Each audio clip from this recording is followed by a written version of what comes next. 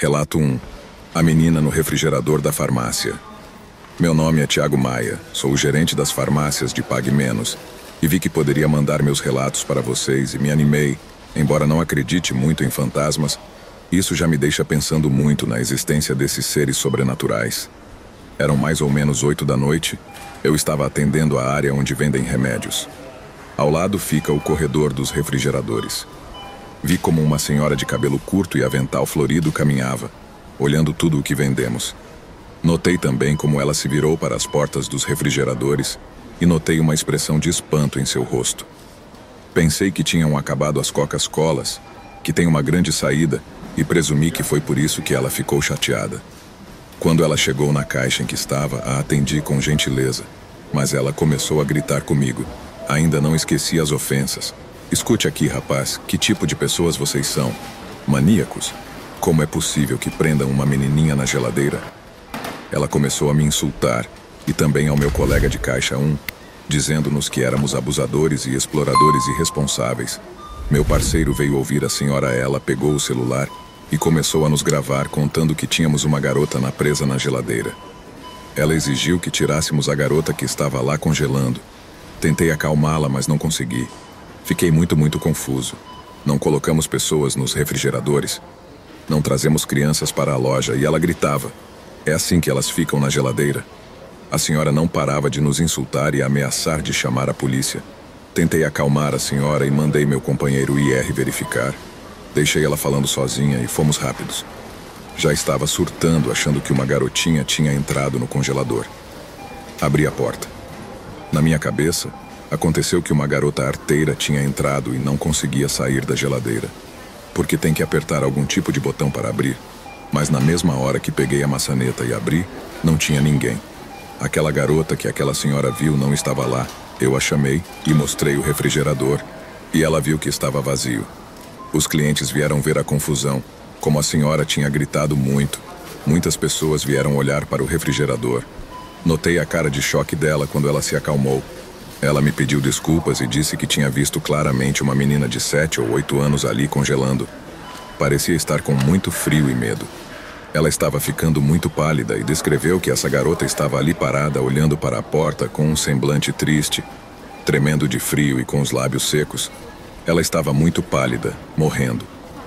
Não sei se foi um delírio da senhora, embora acho que não. Ela parecia tão irritada e convencida de que viu a menina. Há rumores de que em muitas farmácias existe o espírito de uma menina.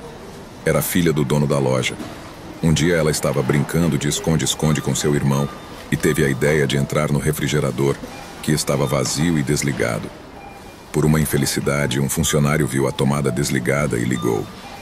Como já era o final do dia, eles fecharam a loja e não deram falta da garotinha. Pensaram que ela tinha ido embora mais cedo com sua mãe. O pai saiu da loja e foi jogar bola com os amigos e por isso não deu falta da filha. A mãe, por sua vez, achava que a menina estava com o pai. No dia seguinte, o funcionário foi abastecer a geladeira e encontrou seu corpo congelado. Ele entrou em desespero, chamou o SAMU, mas nada pode ser feito. O que aquela senhora viu não poderia ser uma menina normal. Se fosse esse o caso, eu teria visto aquela menina sair. O corredor fica em frente à caixa registradora e teríamos visto qualquer movimento.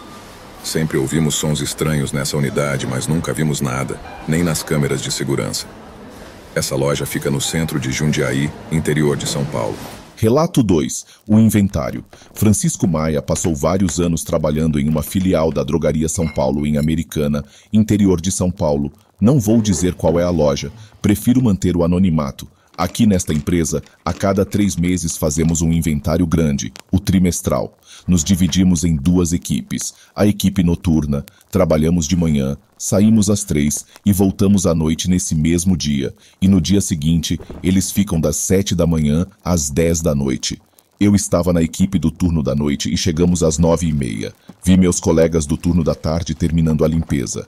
Eles limparam muito bem o chão e foram embora. Fiquei arrumando as etiquetas dos produtos para podermos contar muito bem o estoque. Tem que ser feito às 12 horas na filial.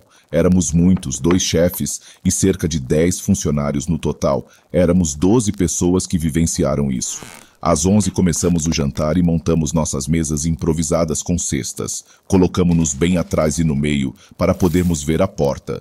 De lá atendemos alguns clientes e antes das 12 horas, todos ouvimos como se alguém estivesse tentando abrir a porta. A corrente com o cadeado foi ouvida tremendo abruptamente. O segurança parecia surpreso como muitos de nós, já que era um som muito violento, mas não havia ninguém. Começamos a conversar e de novo aquele som, mas não havia ninguém. O gerente disse que talvez estivesse ventando muito, mas o segurança foi ver e notou algo incomum, algo que não estava ali e que não tinha explicação. Ele mandou chamar o gerente e ele gritando, mandou chamar todo mundo. Quando nos aproximamos, vimos que havia pegadas muito grandes no pátio.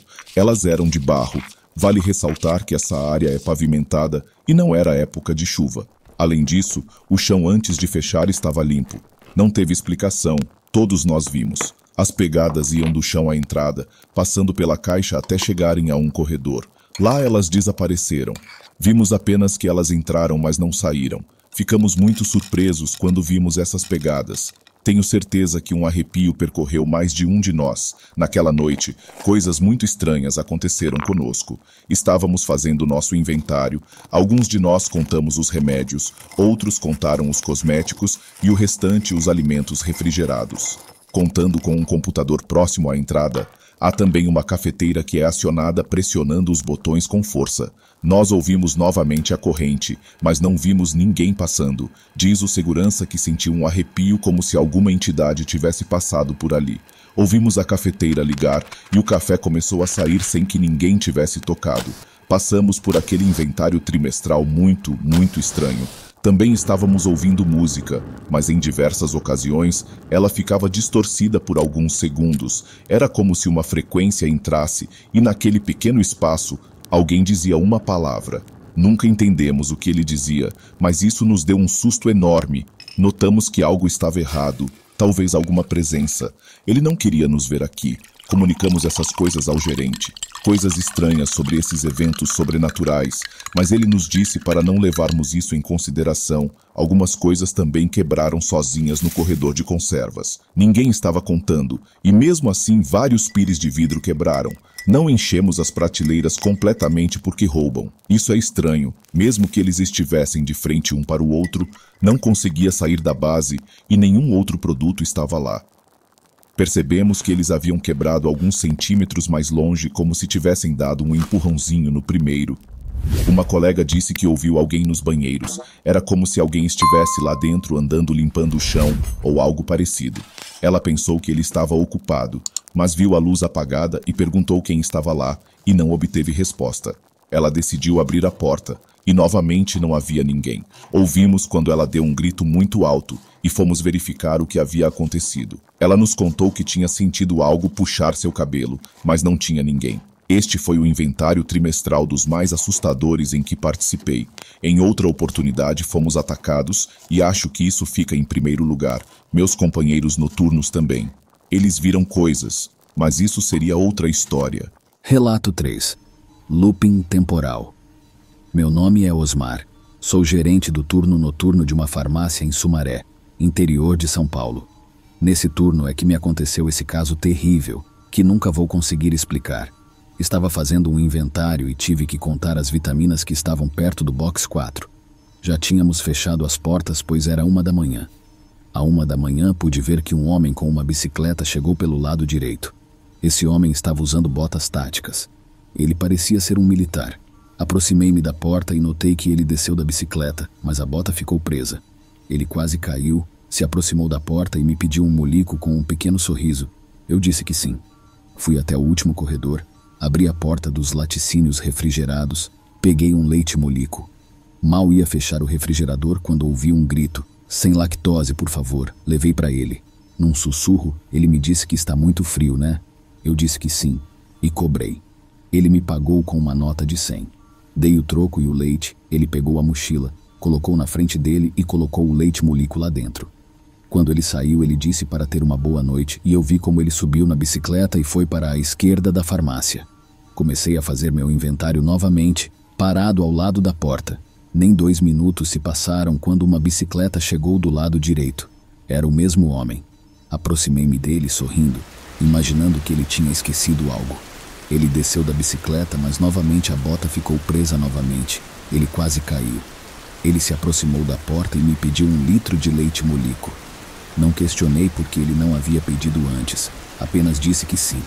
Quando eu estava andando, pensei que talvez ele fosse perder o controle. Abri a porta do refrigerador e peguei o leite sem lactose, e quando ia voltar ouvi um grito: "Sem lactose, por favor." Pensei: sai dessa, você já tinha falado isso, mas não disse nada. Afinal, cada louco com sua loucura. Não levei isso em conta quando cheguei na porta. Ele me disse num sussurro: "Está frio, né?" Eu disse que sim. Eu cobrei ele, um pouco confuso, já que ele tinha me dito a mesma coisa que alguns minutos atrás. Aquele homem me pagou novamente com uma nota de 100. Dei a ele o troco e o leite, e vi como ele ajeitou a mochila para colocar o produto. Ele me desejou uma boa noite, e vi como ele subiu na bicicleta e foi para a esquerda novamente. Fiquei um pouco confuso, mas para ser sincero, não dei tanta importância a ele, e continuei com meu inventário. Estava quase lá. Menos de 2 minutos se passaram, e o mesmo chegou pela direita novamente. Senhor, me aproximei dele novamente, e mais uma vez vi como quando ele desceu da bicicleta, sua bota ficou presa e ele ia cair. Foi o mesmo movimento quando ele se aproximou. Eu disse boa noite, perguntei se ele havia esquecido alguma coisa, mas percebi que o homem não entendeu nada. Ele apenas me disse que estava vindo comprar 1 litro de leite desde que ele estava saindo do trabalho, e essa farmácia era perfeita para ele na estrada porque não havia lojas abertas naquele horário.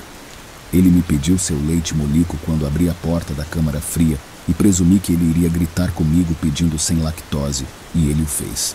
Me deixou sem molico 0 lactose.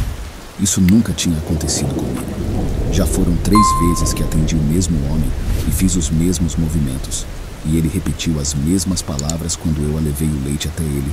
Esperei a resposta dele, e ele assim fez. Sussurrou novamente perguntando se estava uma noite fria, e eu disse sim com a cabeça. Nenhuma palavra saiu mais da minha boca. Fiquei nervoso quando cobrei, e ele me deu uma nota de 100 de novo. Eu vi como ela fazia exatamente os mesmos movimentos com a mochila dele, e ele me disse boa noite. Ele subiu na bicicleta e foi para a esquerda rapidamente. Contei as baterias que faltavam, mas não pude ignorar esse sentimento que me invadiu. Fiquei totalmente confuso. Eu vi aquela pessoa sair 3 vezes seguidas e voltar 3 vezes com os mesmos movimentos e as mesmas palavras. Quando terminei, corri para falar com o segurança e contei-lhe o que tinha acontecido. Mas obviamente ele não acreditou em mim. Ele me disse para olhar as notas e foi assim que fizemos. O estranho é que ele no caixa só tinha uma nota de 100. Eu não sabia o que aconteceu, mas sei que vi 3 vezes. Fui até o refrigerador e juro que vi o vulto de uma garotinha e nenhum leite molico 0 lactose. Relato 4. As luzes da colina. Olá.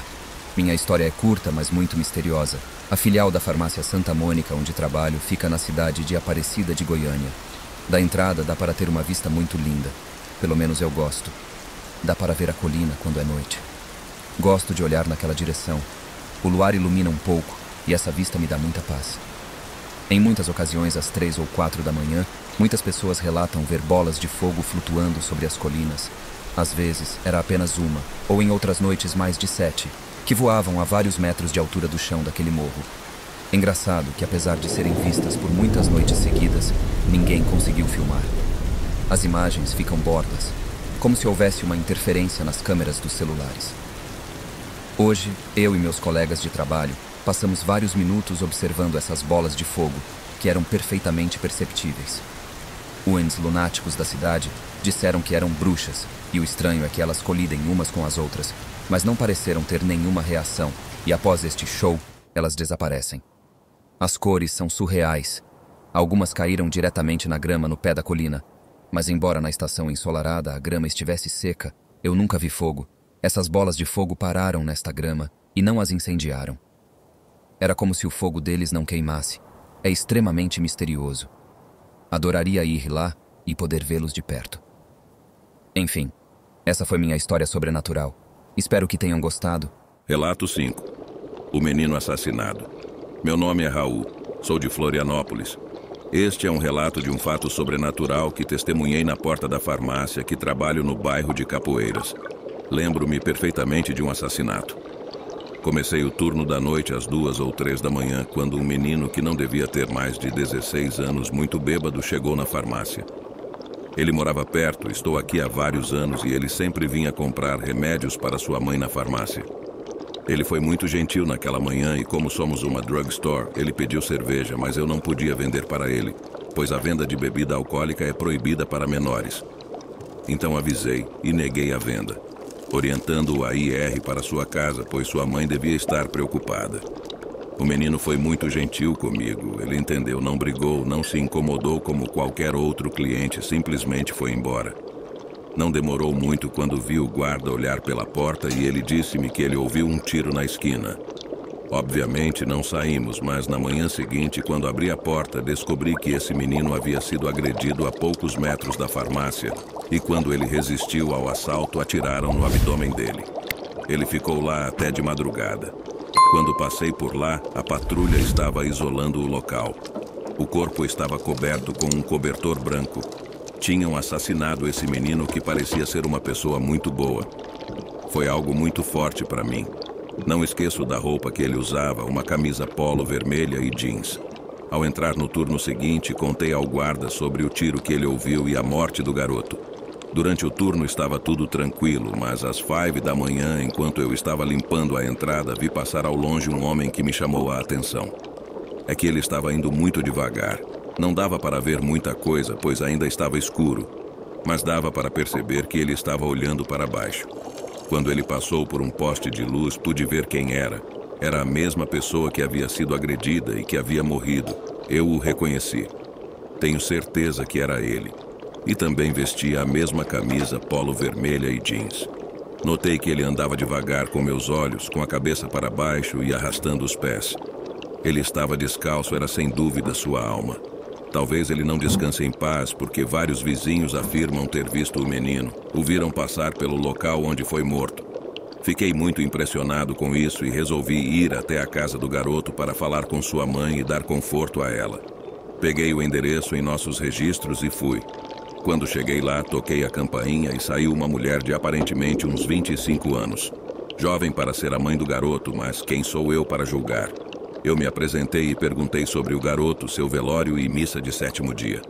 A mulher começou a chorar e entrou na casa. Ela voltou com uma foto do garoto ao lado de sua mãe. Eu reconheci o garoto, mas não a mulher. Foi aí que ela me disse que aqueles eram seu irmão e sua mãe, que haviam morrido afogados na Lagoa da Conceição há mais de 10 anos e que ela vivia naquela casa com seu pai e sua madrasta. Nesse momento, tudo ficou escuro. E quando abri os olhos, eu estava vestindo uma camisa polo vermelha e calça jeans e senti que havia sangue em meu abdômen. Gostou do nosso conto de hoje? Então comente, compartilhe, curta, inscreva-se e ative as notificações. Quer colaborar conosco? Envie sua história e a produziremos no canal. O próximo conto pode ser o seu.